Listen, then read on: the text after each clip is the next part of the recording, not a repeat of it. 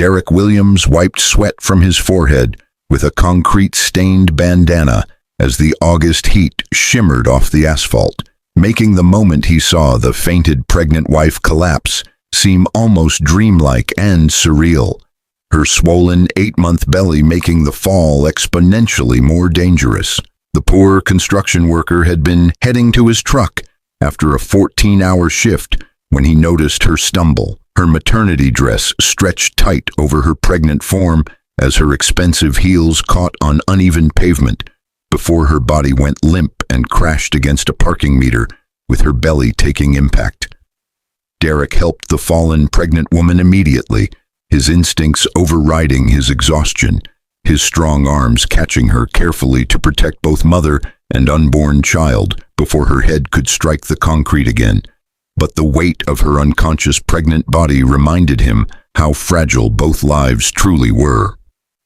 He took her to the hospital emergency entrance just 2 blocks away, half running while cradling her and her unborn baby carefully, his lungs burning from exertion and concern, but determination pushed him forward when others might have simply called for help and disappeared.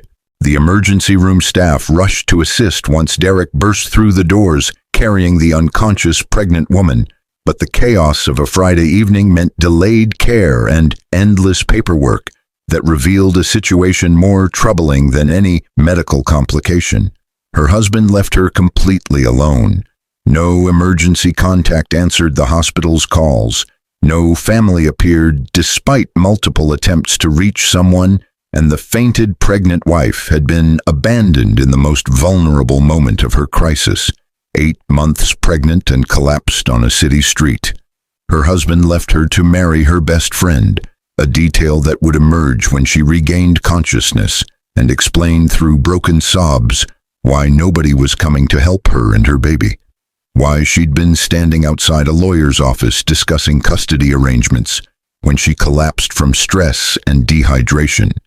The poor construction worker should have left once both mother and baby were stable, should have returned to his modest apartment to rest before tomorrow's early shift, but something about her situation resonated with memories of his own pregnant mother's abandonment by his father 25 years prior, a betrayal that had nearly killed both of them.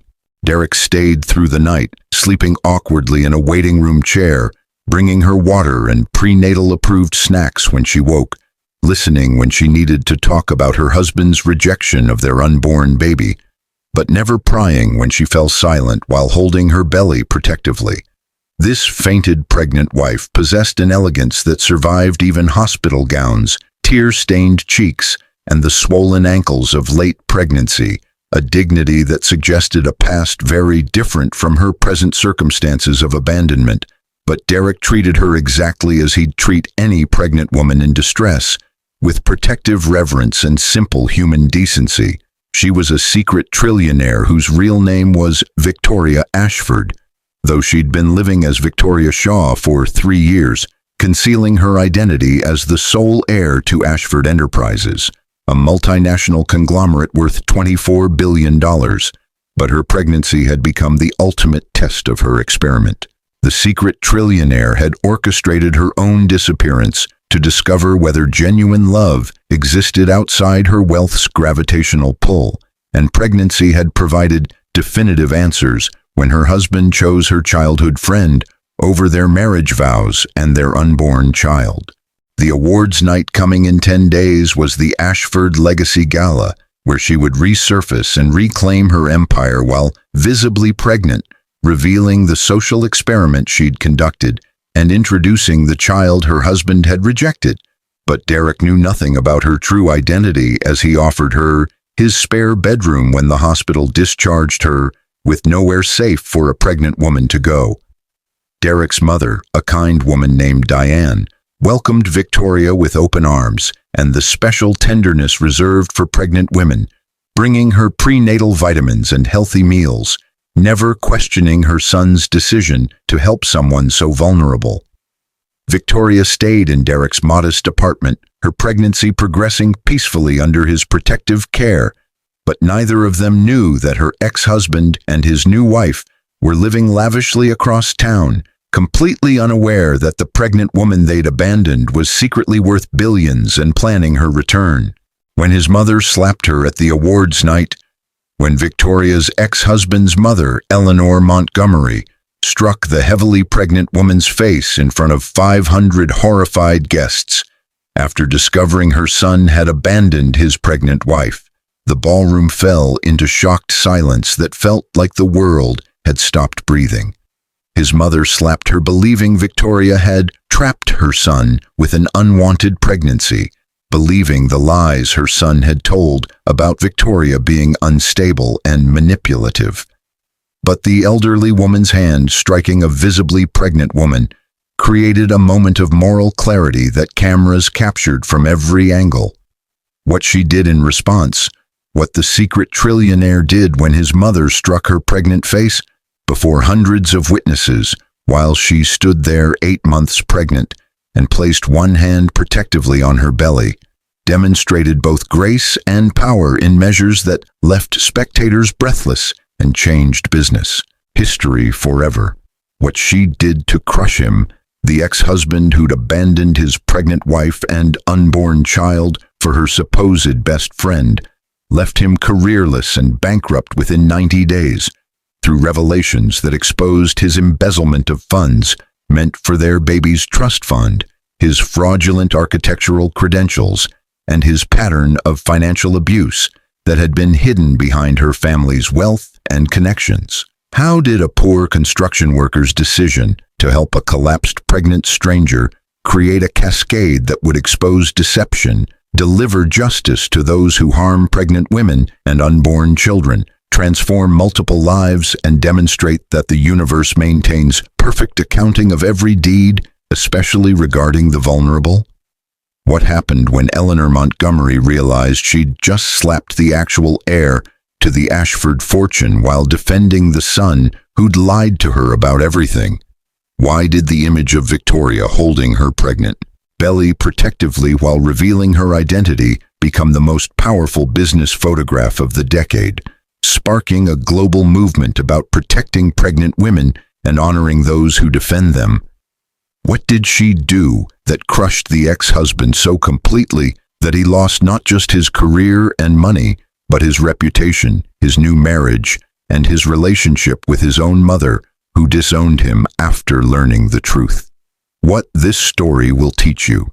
This story illustrates that genuine kindness toward pregnant women and unborn children requires no calculation of return, that abandoning one's pregnant wife and child carries compound interest that eventually bankrupts the betrayer completely, and that true wealth reveals itself through how people treat the most vulnerable members of society. You'll gain perspective on why protecting pregnant women is universally considered sacred across cultures, how authentic relationships create opportunities that manipulation destroys, why moral courage in protecting the vulnerable leads to extraordinary outcomes, and how societies measure their worth by how they treat mothers and unborn children.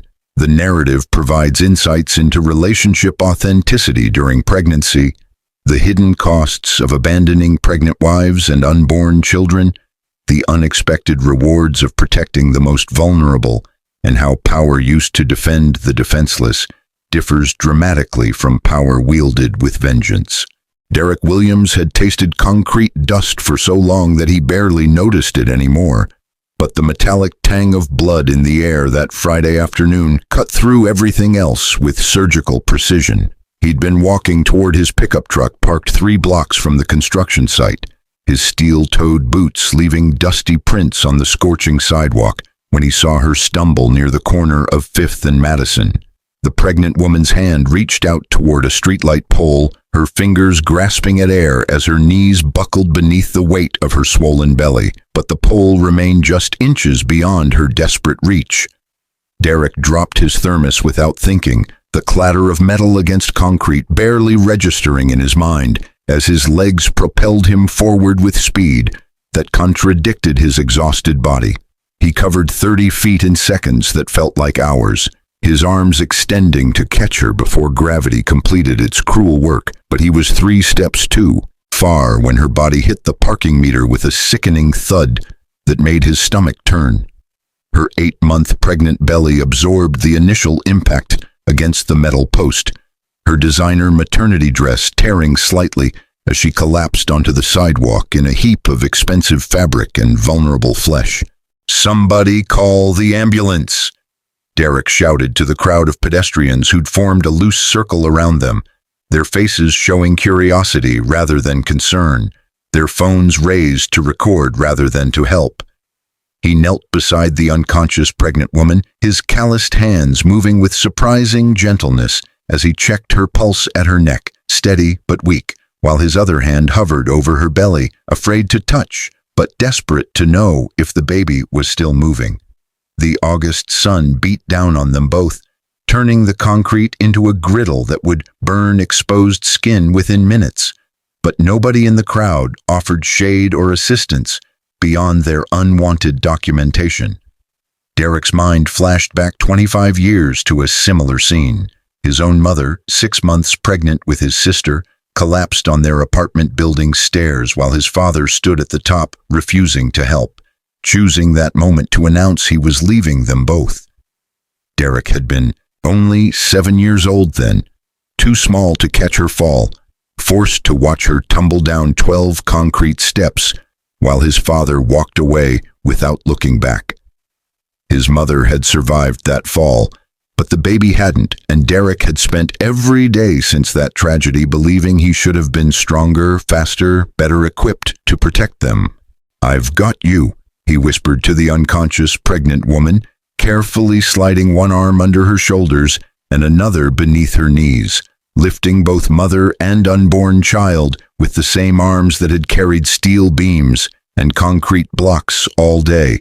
She weighed almost nothing to him despite her pregnancy, her body surprisingly light in his grip, but the responsibility of 2 lives felt heavier than any construction material he'd ever hauled. The hospital entrance stood 2 blocks away, visible through the heat shimmer rising from the asphalt, and Derek began moving toward it with purposeful strides that ignored his body's screaming exhaustion. "Sir, you can't just carry her like that. You might hurt the baby," a woman's voice called from the crowd, her tone carrying judgment rather than genuine concern.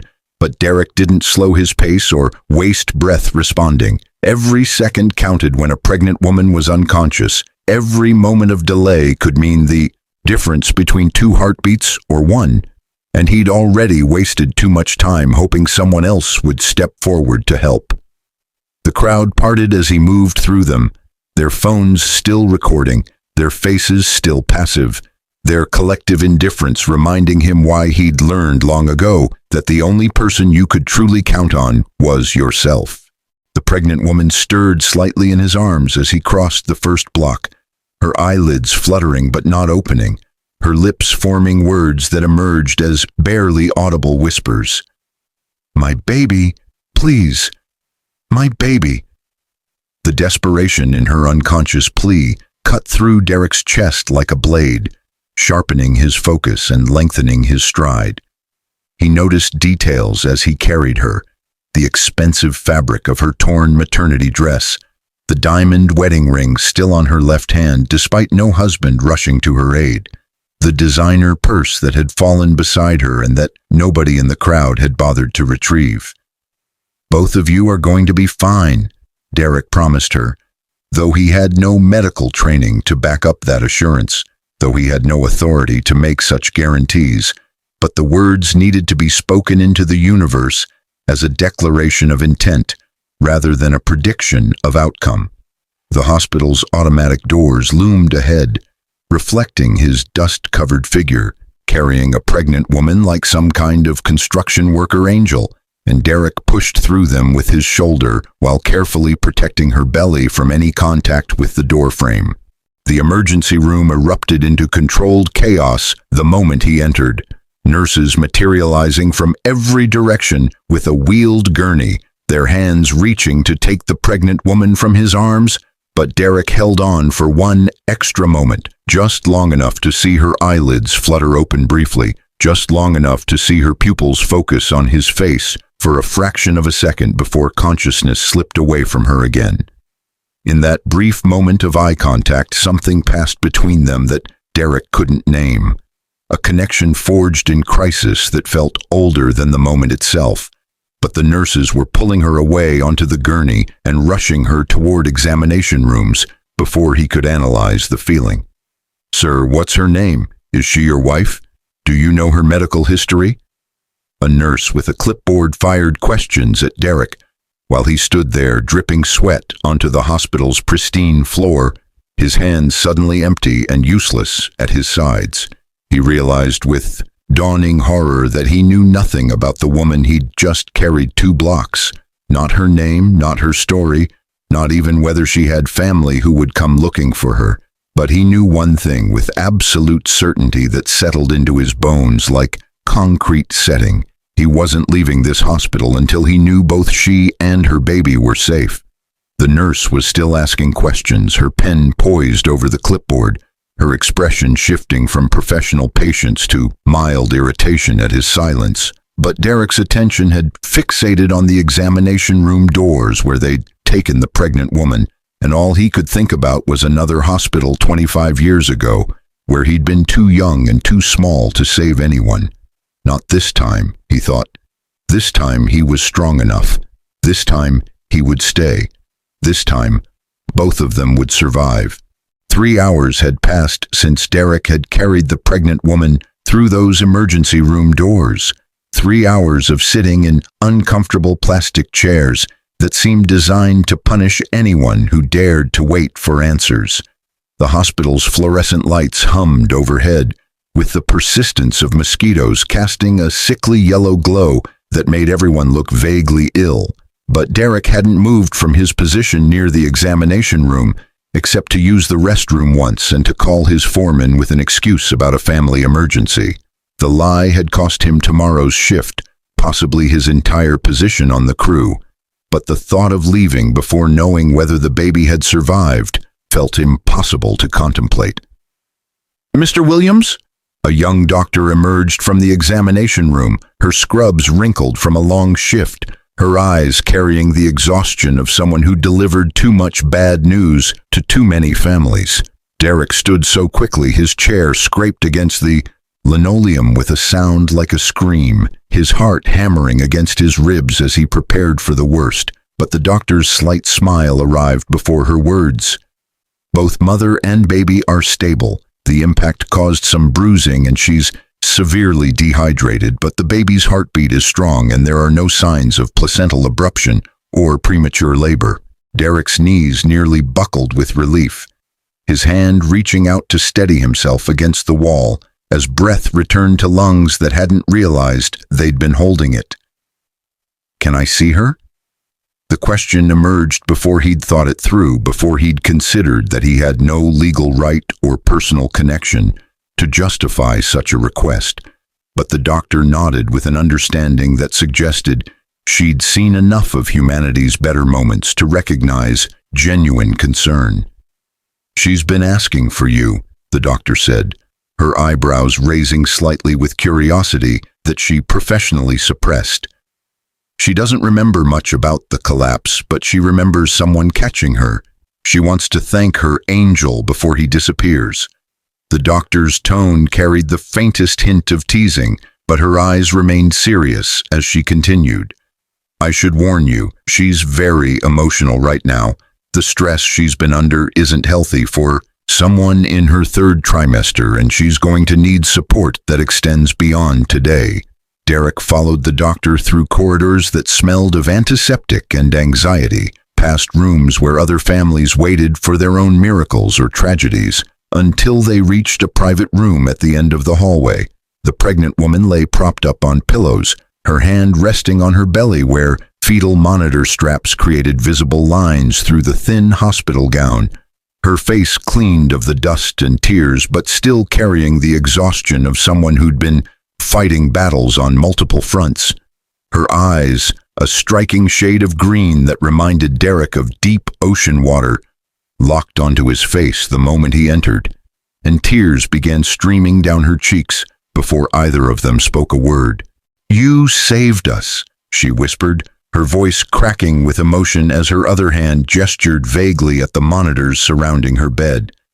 "The doctor said if I'd hit my head instead of, if you hadn't been there, we both could have—" She couldn't finish the sentence, couldn't voice the tragedy that had come within seconds of destroying 2 lives, but her hand moved protectively over her pregnant belly in a gesture that communicated everything words couldn't. Derek moved to the chair beside her bed, suddenly aware of how he must look, covered in concrete dust, his work clothes stained with sweat and dirt, his hands rough and scarred from years of manual labor. He belonged on a construction site, not in this private hospital room, with a woman whose torn designer dress probably cost more than his monthly rent. But she was looking at him like he'd hung the moon and stars in her personal sky. "Anyone would have done the same thing," he said quietly, though they both knew that wasn't true, though the crowd of recording phones had proved that most people would have done significantly less. "My name is Victoria," she said, extending a hand that Derek shook with careful gentleness, mindful of the IV line running into her arm. "Victoria Shaw, and you are absolutely not anyone. You are the man who carried a pregnant stranger 2 blocks in August heat when you could have just called 911 and walked away." She studied his face with an intensity that made Derek uncomfortable, as if she was searching for something beneath the surface, as if his features contained answers to questions she hadn't yet asked aloud. "Derek Williams," he replied, releasing her hand but remaining seated, when every instinct told him to flee from the weight of her gratitude. "I'm just glad you and the baby are okay. The doctor said you were dehydrated. Have they been bringing you enough water?" The question felt absurdly mundane given the circumstances, but Victoria's face softened with something that looked almost like wonder, as if the simple concern about her hydration represented a kindness she'd forgotten existed in the world. "They've been wonderful, but—" Victoria's voice trailed off as her eyes shifted to the phone on the bedside table, its screen dark and silent despite the hours that had passed. "The hospital tried calling everyone in my recent contacts, my husband, my best friend, the people I thought would come if I needed them." Her laugh emerged bitter and broken, the sound of something precious shattering against hard reality. "Nobody answered, nobody came. My husband left me 3 days ago, left his pregnant wife to marry my best friend. And apparently when you abandon someone, you abandon them completely." The words hit Derek like a physical blow, his mind struggling to comprehend the level of cruelty required to abandon a pregnant wife in her final trimester. His father had left his pregnant mother, true, but at least he'd done it before any real emergency occurred. This man had deliberately removed himself from his pregnant wife's support system right before she was most vulnerable. "I'm sorry," Derek said, knowing the words were inadequate, knowing nothing he could say would heal that betrayal, but Victoria's hand reached out and grabbed his with surprising strength. "Don't be sorry, be here," she said urgently, her green eyes blazing with an emotion Derek couldn't quite identify. "Everyone else disappeared the moment things got difficult, the moment my pregnancy made me less convenient, less desirable, less worth their time. But you, a complete stranger, carried me to safety and stayed to make sure we survived." Her grip on his hand tightened as her other hand remained protectively on her belly. "I don't have anyone else right now, Derek. I don't have anywhere to go when they discharge me tomorrow. I don't have anyone to help me prepare for this baby or to drive me to my prenatal appointments or to just care whether we live or die." Derek's mouth opened to offer the spare bedroom in his modest apartment, to promise assistance he had no business promising, given his own precarious financial situation, but Victoria continued speaking before he could voice the offer. "I know we just met. I know this is crazy. I know you have your own life and your own problems, but—" She paused, her eyes searching his face with desperate hope. "Could you possibly stay just a little longer, just until they discharge me? I I can't be alone right now. I can't sit in this room thinking about how my husband is probably laughing with my ex-best friend while I'm here alone with our baby." The raw vulnerability in her voice made Derek's decision before his rational mind could catalog all the reasons why getting involved with a pregnant stranger's complicated life was a terrible idea. "I'll stay as long as you need me to," he heard himself say, the words carrying a weight of commitment that extended far beyond tonight's vigil. Something in Victoria's situation had activated every protective instinct Derek possessed, had connected with the 7-year-old boy who'd been too small to save his mother and unborn sister, had touched something in his soul that recognized this as a moment where the universe was offering him a chance to rewrite an old tragedy with a better ending. Victoria's tears flowed freely now, but they carried relief instead of despair, gratitude instead of grief. "Thank you," she whispered, her hand still holding his as if he were a lifeline anchoring her to hope. "You have no idea what this means. You have no idea who you're helping or what this moment will become. But someday I promise I'll show you that your kindness wasn't wasted on someone who couldn't appreciate it." Derek nodded, not understanding the weight behind her words, not knowing that the pregnant woman whose hand he held was actually Victoria Ashford, heir to a $24 billion empire, and that this moment of simple human compassion was being recorded in a ledger that would soon balance accounts in ways that would shock the business world.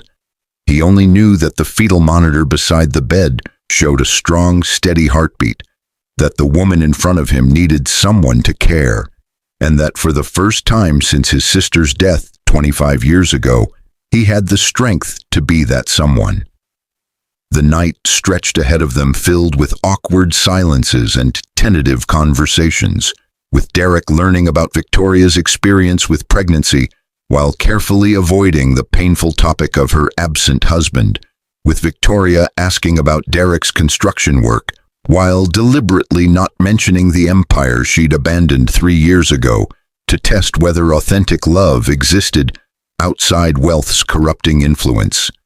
Neither of them knew that in 10 days they would stand together in a ballroom where secrets would explode like bombs, where a mother's slap would trigger revelations that destroyed the corrupt and elevated the faithful, where the simple act of catching a falling pregnant woman would prove to be the first domino in a cascade that would reshape multiple lives and prove that the universe keeps meticulous accounts of every deed, especially those involving the most vulnerable among us.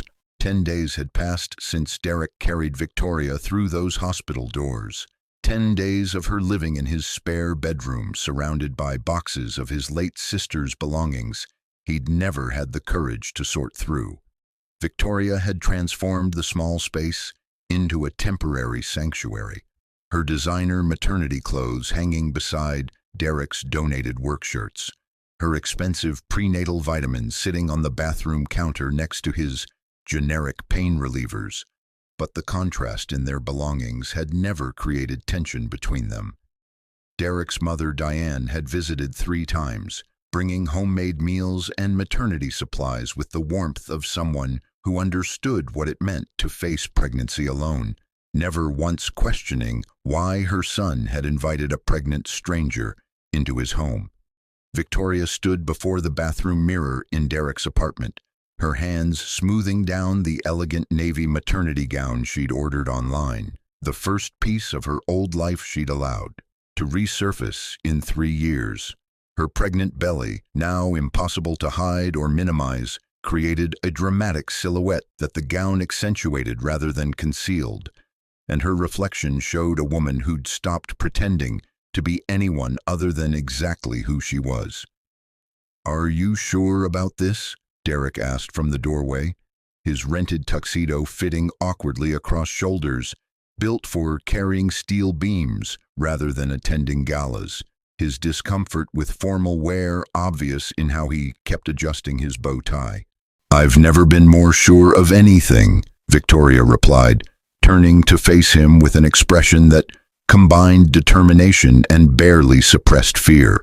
Tonight, everyone learns the truth. Tonight, my ex-husband and his new wife attend the Ashford Legacy Gala, expecting to network with industry titans while avoiding any mention of the pregnant wife he abandoned.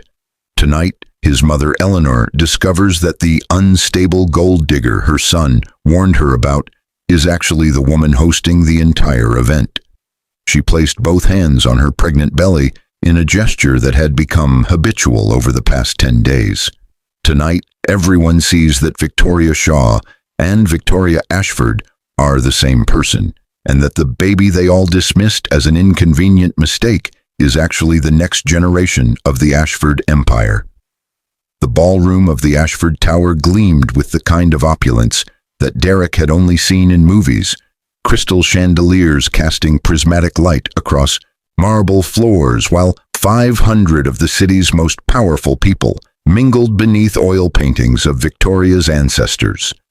Derek stayed close to Victoria as they entered through a side entrance reserved for VIP guests, his hand hovering protectively near her lower back as she navigated the crowd with a confidence that seemed to grow with each step. Nobody recognized her at first. The pregnant woman in the elegant gown was just another attendee to most of the crowd, but the event coordinator's face went ghost white when Victoria whispered her real name, and suddenly staff members were scrambling to adjust the program and prepare for an announcement that wasn't on any official schedule. "Is that Victoria?" The whisper started somewhere near the bar and rippled through the crowd like a stone dropped in still water, heads turning to stare at the pregnant woman who'd been declared missing 3 years ago, phones emerging from pockets and purses to capture the moment when the vanished heiress reappeared.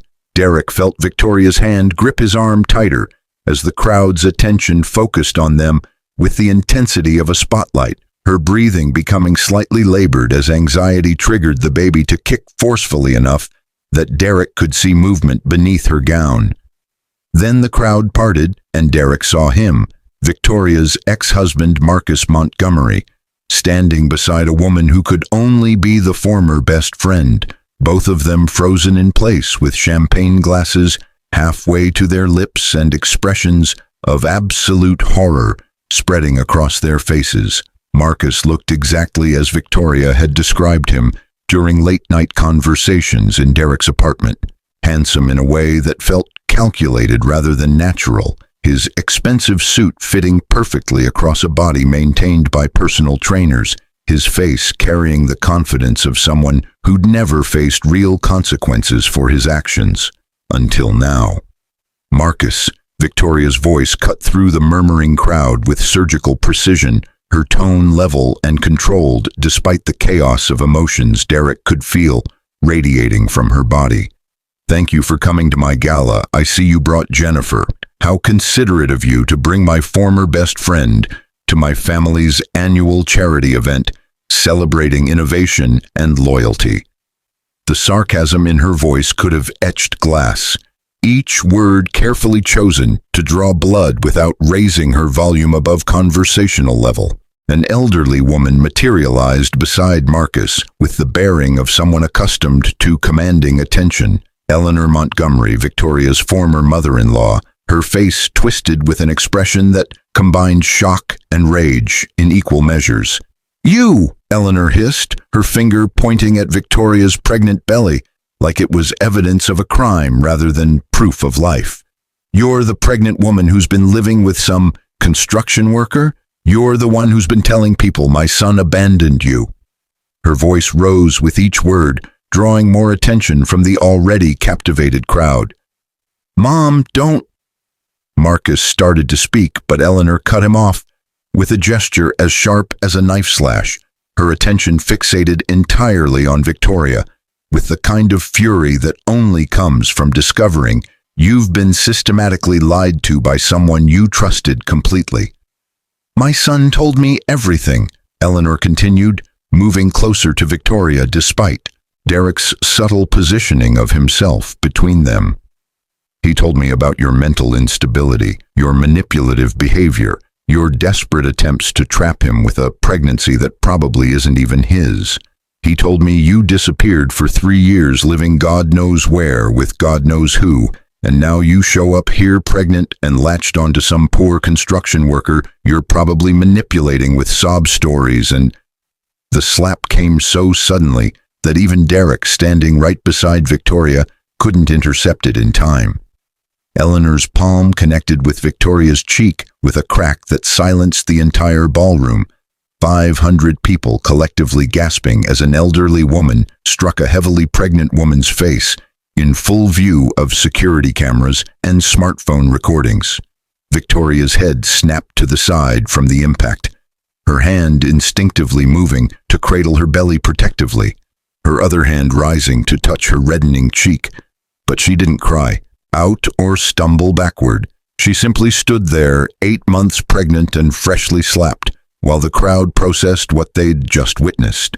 Derek's body moved on pure instinct, stepping fully between Victoria and Eleanor with a presence that communicated protection without aggression, his voice emerging low and dangerous in a way that made several nearby men take involuntary steps backward. "You just struck a pregnant woman," he said quietly, each word deliberate and heavy with controlled fury. "In front of 500 witnesses. I suggest you step back before you do something even more unforgivable." But Victoria's hand touched Derek's arm, gently moving him aside as she faced Eleanor with a composure that seemed impossible given the circumstances, her green eyes blazing with an emotion that transcended personal hurt and reached into something older and more fundamental. "You slapped me," Victoria said softly, her hand still protectively on her pregnant belly, "because you believed your son's lies about me.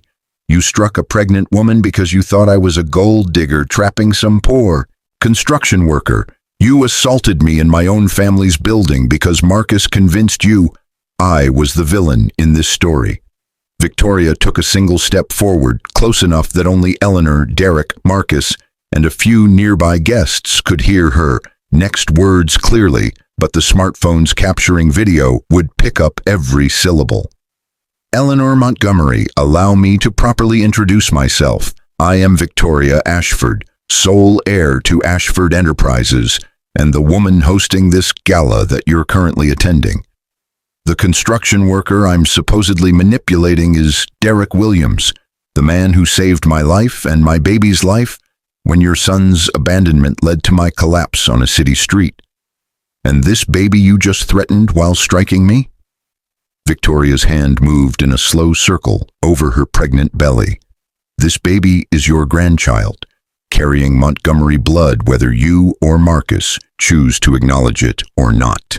The revelation rippled through the ballroom like an earthquake, phones capturing every angle of Eleanor's face as comprehension and horror replaced righteous fury, Marcus's complexion shifting from flushed to ashen as he realized the magnitude of his lies unraveling.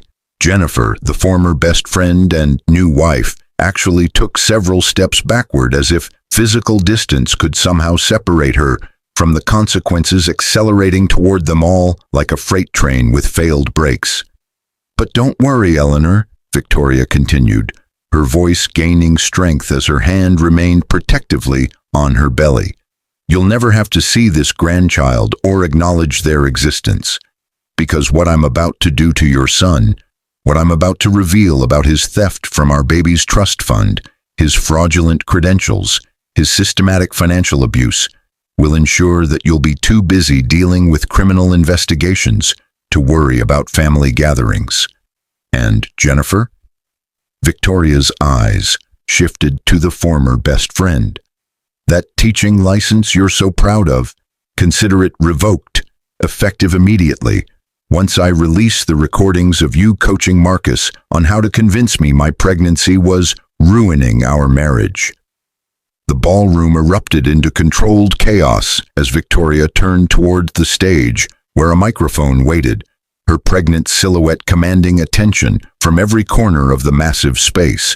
But Derek remained at her side, one hand hovering near her lower back in case she needed support, his presence communicating without words that anyone who wanted to harm her would have to go through him first. Eleanor stood frozen where Victoria had left her, one hand still raised from the slap that would become the most analyzed assault in business history, while Marcus and Jennifer whispered frantically to each other as security guards began moving in their direction with the purposeful stride of people following very specific instructions. Victoria took the microphone with steady hands despite carrying 8 months of pregnancy and the weight of 3 years' worth of secrets. And when she began speaking to the crowd, her voice carried the kind of power that only comes from someone who survived the worst that betrayal can deliver and decided to transmute pain into purpose. The awards night had begun as a celebration of innovation and loyalty. It would end as the night when a pregnant woman's courage rewrote the rules of justice. The media firestorm ignited before Victoria even finished her speech that night. Video footage of Eleanor slapping a pregnant woman spreading across social platforms with the velocity of a pandemic. Hashtags like #ProtectPregnantWomen and #AshForJustice trending globally within hours. Derek watched from the wings of the stage as Victoria systematically dismantled Marcus's entire existence with the precision of a surgeon and the ruthlessness of someone who'd spent 3 years documenting every lie, every theft, every manipulation her ex-husband had committed, while believing she'd never have the power to expose him. The documents she presented on the massive screens flanking the stage told a story of systematic financial abuse. Marcus had embezzled over $2 million from the trust fund Victoria's family had established for their unborn child, funneling it into offshore accounts and luxury purchases for Jennifer, all while telling Victoria that her pregnancy expenses were bankrupting their household budget. The crowd's reaction shifted from shock to fury as each revelation built upon the previous. 500 of the city's most powerful people watching a pregnant woman expose the man who'd abandoned her, with evidence so comprehensive that several attorneys in the audience were already pulling out phones to contact the district attorney's office. Marcus tried to leave twice during Victoria's presentation, but security guards positioned at every exit prevented his escape with instructions that came directly from Victoria's second-in-command, who'd been managing Ashford Enterprises during her 3-year absence. Jennifer collapsed into a chair halfway through the presentation when Victoria displayed recordings of conversations where the former best friend had coached Marcus on how to convince Victoria that her pregnancy was destroying their intimacy and making her less attractive, suggesting he pursue women who still had their bodies instead of staying faithful to his pregnant wife. But the revelation that broke the internet and dominated news cycles for the following month came in the final 5 minutes of Victoria's speech, when she displayed her medical records from the night Derek had carried her to the hospital. The emergency room report documented not just dehydration and bruising, but also elevated stress hormones that had put her at risk for premature labor, combined with notes from the attending physician stating that the patient had no support system and had collapsed outside divorce attorney's office after learning husband had abandoned her while 8 months pregnant. Victoria let those medical records sit on the screens for a full minute of silence, allowing the crowd to absorb the cruelty of what Marcus had done before she delivered her final statement. Marcus Montgomery is not just a man who abandoned his pregnant wife, Victoria said into the microphone, her hand resting on her belly where their child continued kicking with oblivious innocence. He is a man who stole from his own unborn child, who manipulated his mother into believing his victim was the villain, who convinced my best friend to betray me during the most vulnerable period of my life, and who left me to collapse on a city street where I could have died along with our baby. Her voice cracked slightly on that last phrase, but she steadied herself with visible effort. If Derek Williams hadn't been walking past that exact spot at that exact moment, if he hadn't chosen compassion over convenience, neither I nor my baby would be standing here tonight. This man, she gestured toward Derek with genuine warmth, saved 2 lives that my ex-husband had decided weren't worth saving. The applause that erupted was deafening, but Derek felt uncomfortable with the attention shifting to him, his working-class instincts screaming that he didn't belong in this spotlight, that saving someone's life shouldn't require public recognition or reward.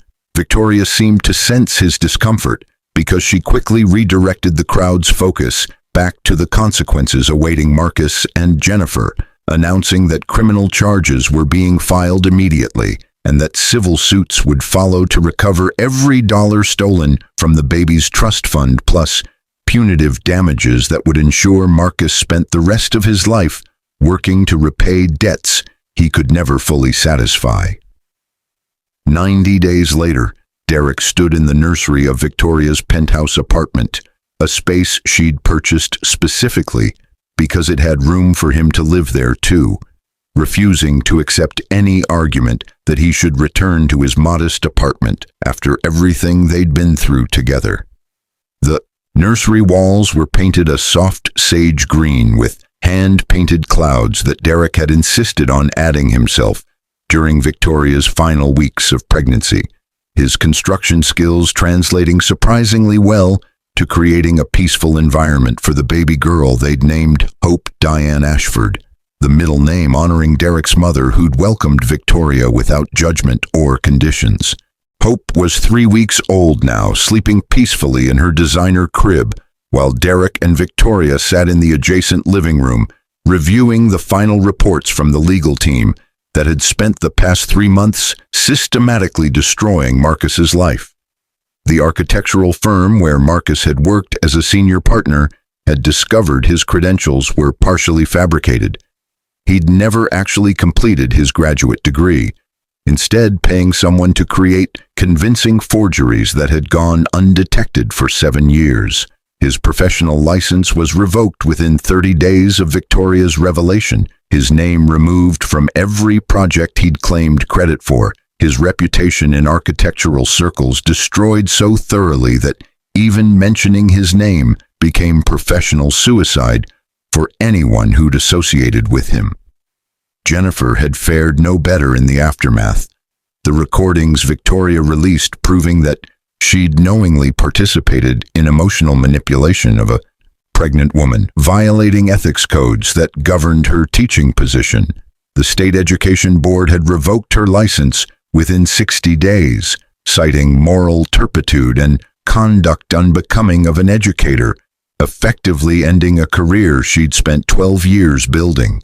The marriage between Marcus and Jennifer, built on the foundation of another woman's suffering, had collapsed within 40 days of the gala, each of them blaming the other for their joint downfall, their divorce proceedings becoming public spectacle as they fought over assets that were rapidly being seized to pay restitution to Victoria and Hope. But the most devastating consequence for Marcus came from an unexpected source, his own mother Eleanor, who'd spent the days following her assault of Victoria in a state of anguished horror as she realized the magnitude of her son's lies. Eleanor had appeared at Victoria's hospital room the day Hope was born, carrying flowers and a handwritten letter of apology that Victoria later shared with Derek, its pages covered in tear-stained ink, expressing remorse for believing her son's manipulation and for striking a pregnant woman who'd been nothing but truthful. Eleanor had done something that shocked the business community. She'd testified in the criminal proceedings against her own son, providing evidence of conversations where Marcus had explicitly told her lies about Victoria's mental instability and gold-digging behavior to ensure his mother would side with him if the truth ever emerged.